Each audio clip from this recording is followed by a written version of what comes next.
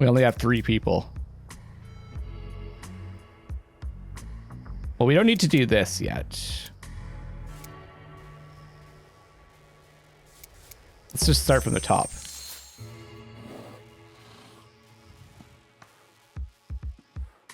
Hello, my friend. I missed you and Ellie so much. If you thought I just spent some time with my love doing sweet nothings, you'd be wrong. While you were slaving away here, I kept thinking about helping the common American. They really need help, you know. Drugs, domestic abuse, migrant influx, school shootings, and that's just scratching the surface. However, most issues are specific, only affecting junkies or domestic abusers or some other problematic group. I had a better idea. We should combat some issue holding back the entire nation. This thought kept me restless. I had been overthinking it up until my sweet Ida brought up a quote by Rogan Cleavely, a famous MMA fighter, who once, because this is supposed to be Joe Rogan or something, who once said having good hearing is big. Having good hearing is big. Mine even helps me fight, as I can predict when punches land just by the sound of the fist flying through the air. I know Joe Rogan isn't a MMA fighter, but it's notable that it's Rogan. These wise words hit me like a ton of bricks. I strained my ears and I started hearing what people around me talk about. That's when I truly became one with America. I was able to hear every living creature within a good 5 miles, even birds chirping. It dawned on me, I'd only ever heard myself, and now I know I must be listening to others more. So what happens next? Next, I found out all those things people around me kept saying were mundane and shallow. And that's where it all clicked. America's biggest issue is subpar education. Like my peach says, all our problems stem from the brain or lack thereof. Your new girl has been a very good influence on you. Trust me, my friend, she's the most intelligent woman I've ever met. I love her to bits. So if there's too much empty space in our heads, we start cluttering it up with conspiracy theories, religion, superstitions, and other garbage. We should work to get rid of this emptiness. We can introduce a major reform of the education system to free the minds of the people. I've developed 3 options. All of these reforms are guaranteed to make the lives of our fellow Americans better. Pick the one you like the most. Quotology. Introduction of the subject of quotology into the elementary school curriculum. Scientists, philosophers, writers, and others. This should be these should be pretty funny. Scientists, philosophers, and writers and other smart people have given the world thousands of quotes about love, success, and women. A quote... What the fuck, Antonio? A quote can explain a difficult life situation, cheer up a sad friend, or save a collapsing business. Quotology is a new school subject that will help students deftly juggle quotes, teach them how to maintain a conversation in high society, and raise their overall intelligence level. Pros, increase IQ by 30%. I just saw the cons. Increase interest in education by 25%. Increase success rate by 70%. Cons, none. Scientific conspiracy. Introduction of the subject of conspiracy science in kindergartens. In mass media, movies, and literature, people are constantly faced with propaganda and conspiracy theories, pseudoscience, and alternative medicine. It's essential that we learn to resist the onslaught of lies from an early age. A mandatory conspiracy science course for all kindergartners will help avoid the... Isn't that a little early? Avoid the formation of a distorted worldview in America. Pros, increase IQ by 40%, increase critical thinking by 70%, increase level of atheism by 80%. Cons, increase distrust of official sources of information. Educational SMS mailing. Free educational text messaging. 95% of US adults use cell phones, yet only 1% know the length of the border with Mexico. An educational free SMS texting service will help ordinary people learn more about geography, biology, and medicine. After completing the SMS course, students receive a diploma with a master's inquisitive science degree. Increase IQ by 50%. Proliferation of intellectually geared TV quiz shows. Increase international respect for American education. Those are the pros. Program requires investment of $2 million from the budget. Let's go for the one that has no cons. Quotology.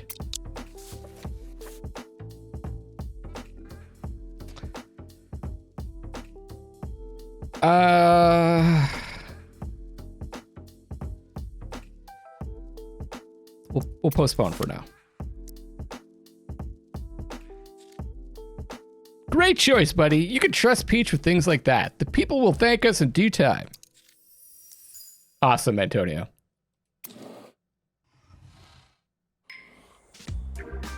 Mr. President, my therapist said I should spend more time with the people closest to me.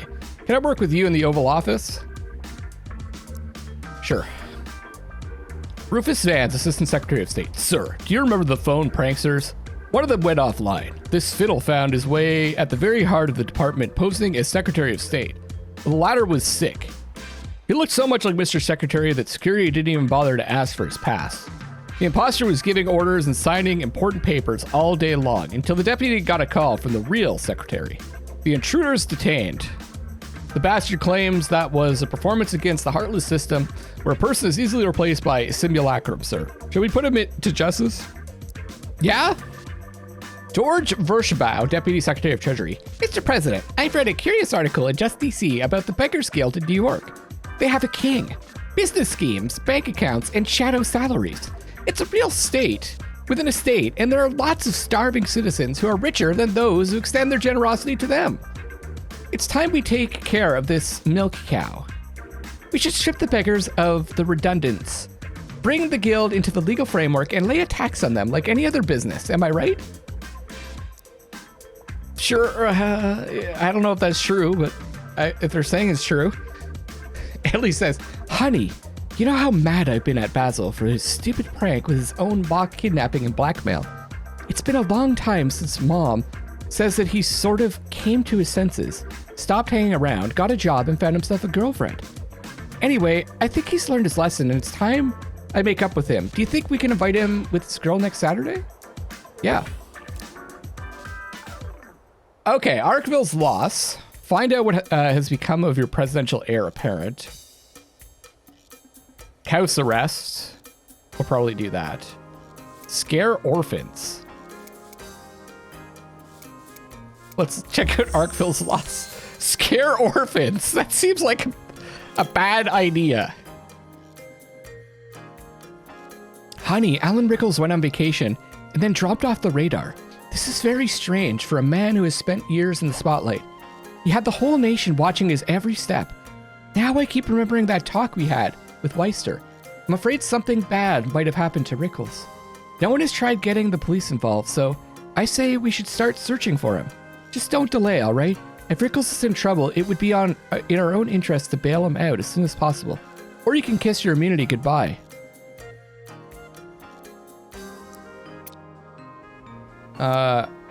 What's scare orphans? Antonio says, hey buddy, since meeting Ida, I'm constantly wondering about our future children. I decided to mix business with pleasure and visit the Palm to Palm Children's Home and give out Halloween candy to the orphans. The kids stuck to me like glue and kept saying, Uncle Wastaba, you're so big and strong. So I told them I had been a puny little kid who was scared of the school bullies and even the dark. They started to laugh at me. They're not afraid of anything. I said, what about ghosts or zombies or monsters under the bed? They just looked at me like I was some kind of fool. Well, buddy, pal, I just felt so sorry for those kids. They've already seen so much that they aren't scared of no monsters. Let's give them back their childhood and throw a real Halloween that'll scare their socks off. It's better for them to be afraid of fake monsters and not loneliness. The future and other people, they're just children after all. Okay, that's not so important, I think. We've got 2 months for these ones. So let's do house arrests. We'll send Debbie.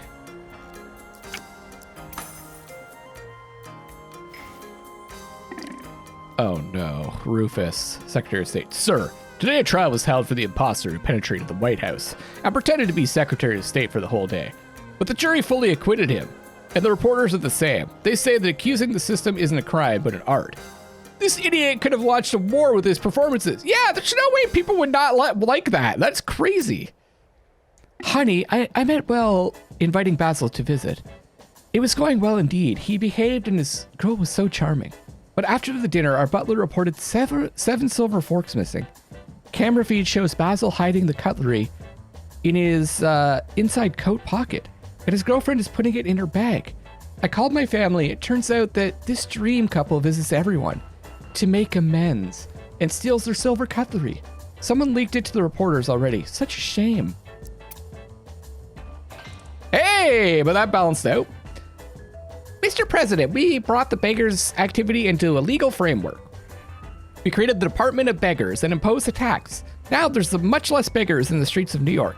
We thought they took the trade to other cities, but it turned out that most of them chose to be beggars rather than begging out of necessity. They've both worked and got redundance. Okay. However, we won't lift the tax. It's a good input to the public purse. We could use this money to help real people in need.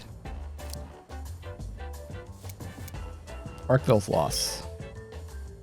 I guess we'll send Holly and Troy. Honey, I suggest we check both the public and personal sides of Rickles' life for clues. His personal side isn't so well known. He never got married. His parents are long dead, and most of his close friends are his former Yale classmates. Maybe there's something to be found in his apartment, but he hardly ever spent time there. Politics literally was Rickles' life. I hope he didn't just get tired of his image and decide to leave. However, he really might have gotten tired of being in the public eye all the time. After he entered office,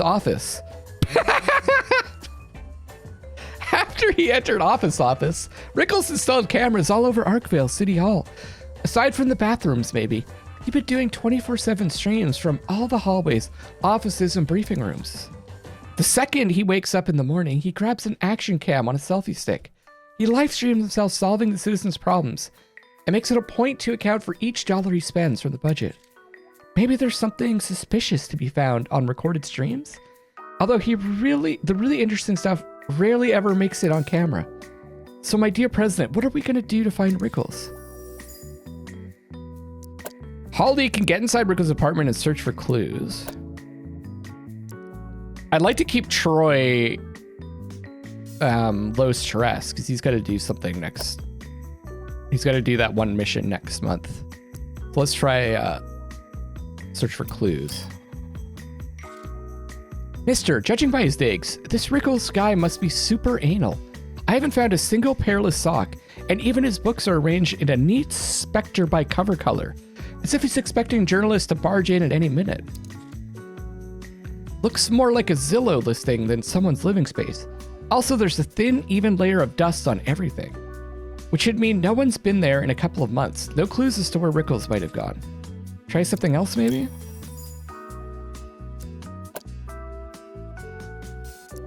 Poll Areville citizens online about their opinion. I don't know how that's going to help us. Interview Rickles' friends and elicit information. Come on, Troy. Mr. President, those guys weren't going to miss their chance to make the headlines, so they fell over themselves to get interviewed. As far as I understood, they'd been in some kind of a boys-only club since college, and Rickles is the biggest hellraiser of them all. He would often go AWOL like that before starting his career in politics, but now he's trying to maintain a spotless image. Prior to going missing, he had mentioned he'd love to get mischievous on the Kapalua beaches for the last time before Day X comes.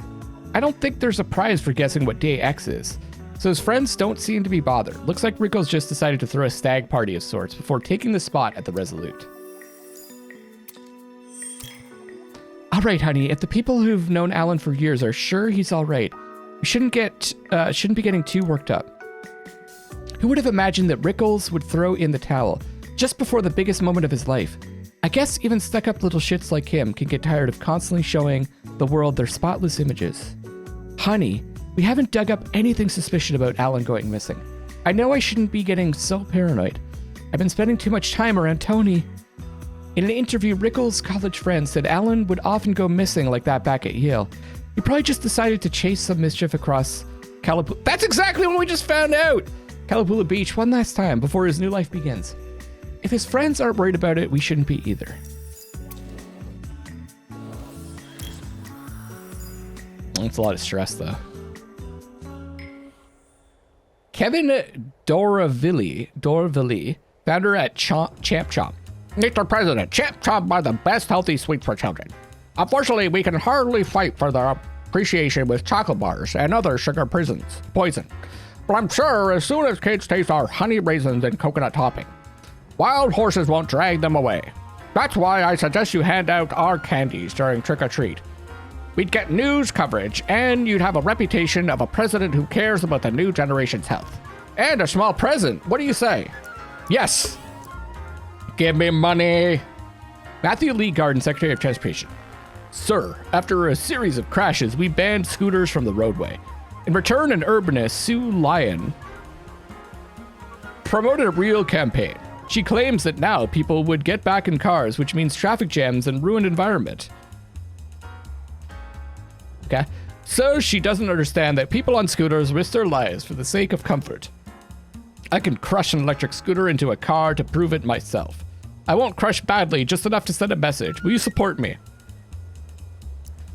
No, I don't even know what. You're gonna crush? You're gonna crush? What?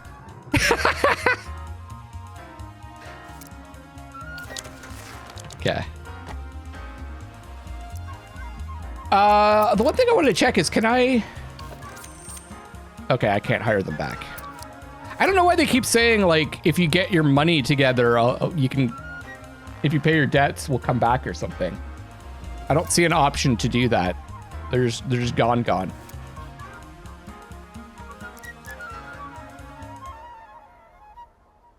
Right, so I could try to do the scare the orphans thing. Calm down the physicist from the prime minister. That's what Troy's gonna do. Eavesdrop on the conversation. Learn all the senator's secrets at an elite gym. Maybe I should just go to the next month.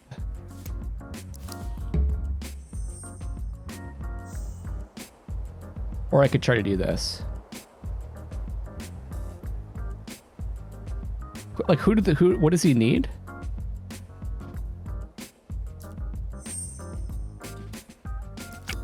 Sure. Mr. President, this Halloween, the White House didn't give out any humbug candy, but only savory and healthy sweets from Champ Chomp. However, the kids didn't appreciate them. They looked very unhappy on the photos. We tried to feed them sweets by force, but one girl turned out to be allergic to raisins. But what's wrong with an allergic reaction compared to the payoff of the sugar addiction? I'll take the cash.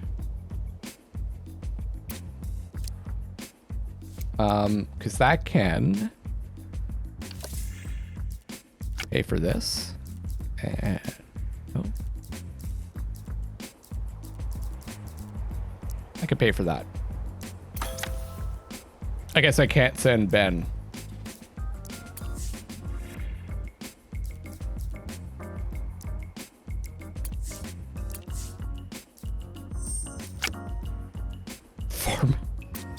So expensive. Okay. I mean, I could... No. I keep trying, but I can't. Hopefully we don't lose Ben. That would be bad.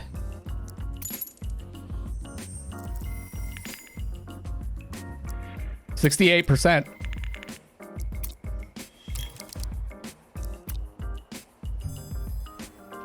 November 2023, we're just rolling along.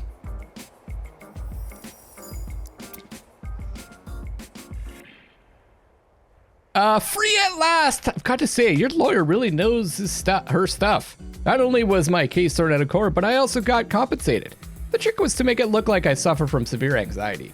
And the cop provoked me with his aggressive tone and confrontational posture. The poor guy is paying for my counseling too. This is just too good. We lost 3.8%. Oh man, buddy, sending a killer to the kids. You're the funniest. Unfortunately, the kids didn't see it that way when he grabbed some little fella and put a gun to his head. No, and Holly, you can see from their face that real life isn't like the movies. Because in real life, a shot at point blank range kills. I should have just skipped this one. I don't know what I was thinking. Ion Steely voiced Happy Halloween did not make things any better, and the poor little guy is still shaking. All the other kids now jump at the slightest noise. It's a good thing you and Ellie don't have any kids yet, buddy. Okay, I need people. We're gonna give you the raise. Verchoo Jack is a new superhero, loved by his fans because he doesn't just paint himself on the pages of a comic book, but does justice in real life. The comic book's anonymous author claims that he and Verchoo are different people, united by a single goal, Blair Woodson says. Russian President Timur Petlev released a scientific article on biology in the Australian journal Science. It claims that the Russian soul gene is responsible for self-respect, traditional values, and the size of male genitalia. The argument that all Brezhik people carry large genitalia, thanks to the gene of the Russian soul, has provoked heated discussions, says Paul Leroy. Hey, Woody Panetta. Everyone thinks they know me, but not everyone knows what they think. Buddy, I just happened to notice a stack of Carpe Diem papers on Ellie's desk. You're serious about shutting down Weister's cronies for good, right? Then your vice president and best friend will be right by your side. Besides, I figured out a way for us to nail those assholes and do some good too. Back in the FBI, when I was working on you and Weister, I heard a lot of things about the prison in Austin. If we highlight a few of the problems there, we can help the inmates stuck in that hellhole. There's nothing to think about, my friend. I've got a plan that can't fail. Radimi Pawar. Mr. President, you could still make history by signing the landmark agreement on our country's cooperation in space. Please hurry, we do not have much time. City hero, clone a turkey, identify the father, prison riot. This is the superhero that we heard about? There's a new superhero in Washington, and it's not the president.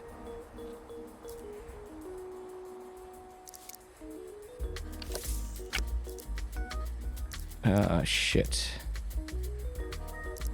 Debbie's pretty stressed. Well, we need to do, definitely need to do this.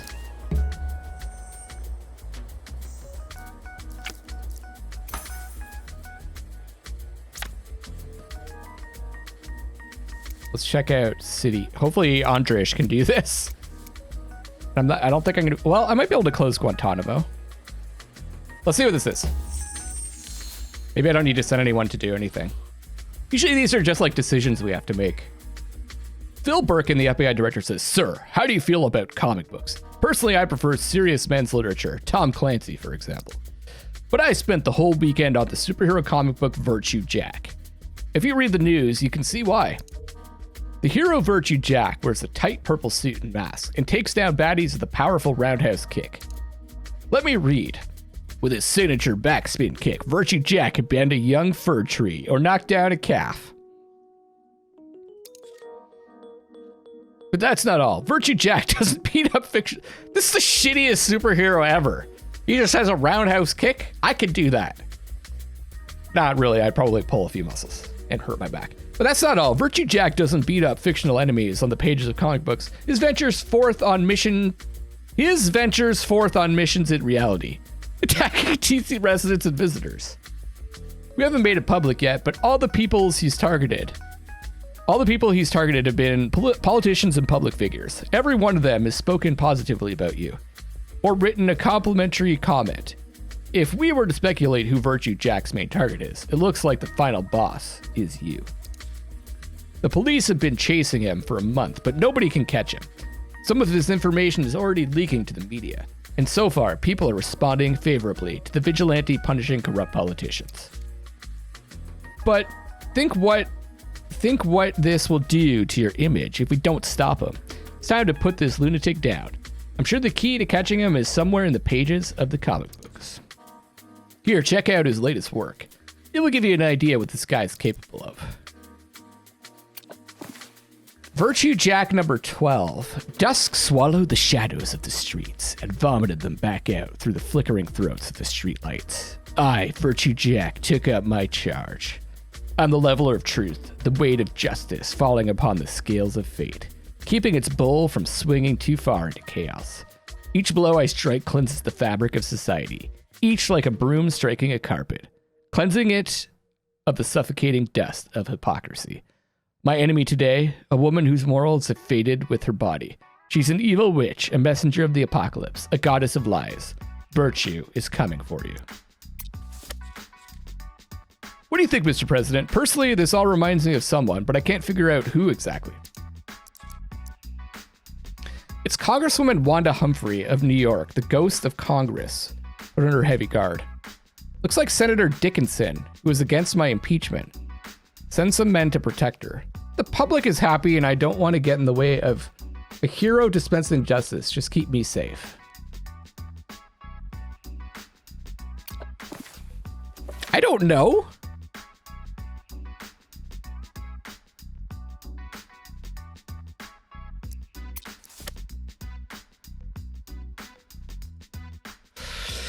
Maybe we should just keep ourselves safe? Just keep me safe. We've already used them. You got it, sir. Sir, you already have an army of Secret Service guarding you. This time it was Samantha Dickinson, senator from Alaska. How did we not figure that? She's getting out in years. She is getting on in years. Plus, she exonerated you in that whole impeachment business, which apparently didn't make somebody happy. Somebody who hates your guts. At least when he targets women, Verchoo doesn't make it too painful. It's the senator's pride that's hurt more than anything. And the public is just thrilled with this news. They're saying our superheroes wouldn't enjoy such freedom if it weren't for you. This might work to our benefit. Hey!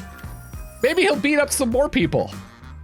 Today's America is a country where true justice-dealing superheroes are taking corrupt politicians down.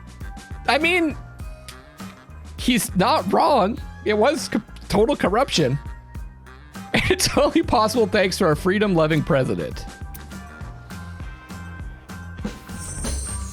The last idea. What? Old man, a messenger from the National Federation, brought a beefy turkey to the lawn of the White House. I found out that the idea of sparing these things came from the 1940s. That was a trying time, and the president's mercy was appreciated as a goodwill gesture. I just thought maybe you could think of a more relevant performance than an act of mercy. Something trendy that the people could get into, like a new tradition. I totally agree. I don't think people care about this anymore. What did you do, old man? The messenger receives a fine for animal abuse. I spare the turkey according to tradition. Tony killed the turkey with a shotgun.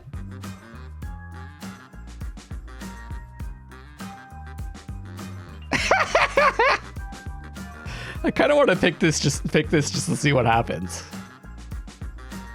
Tony killed the turkey with a shotgun. Old man, I took on the dirty job and killed the turkey named Dora on the first shot. It was an unpleasant sight. The bird caught the roll in the chest and turned upside down. Everyone was so shocked. Some female reporter shrieked, and photographer Goldman fainted. I'm sure this gesture marks the birth of a new America, a strong and resolute one. We're real knockouts.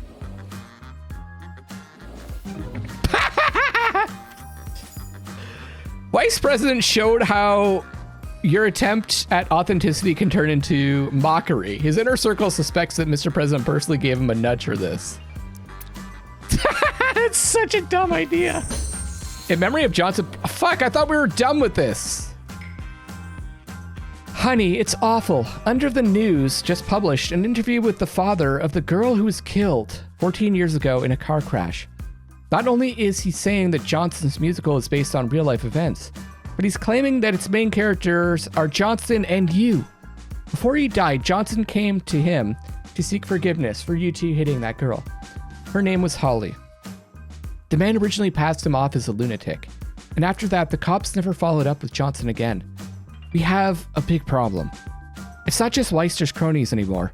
It's his major shows, like right in the center. Today's captions included the real reason for Amendment 28 and immunity for a child killer. My hands are literally shaking when I read this. How are we going to react?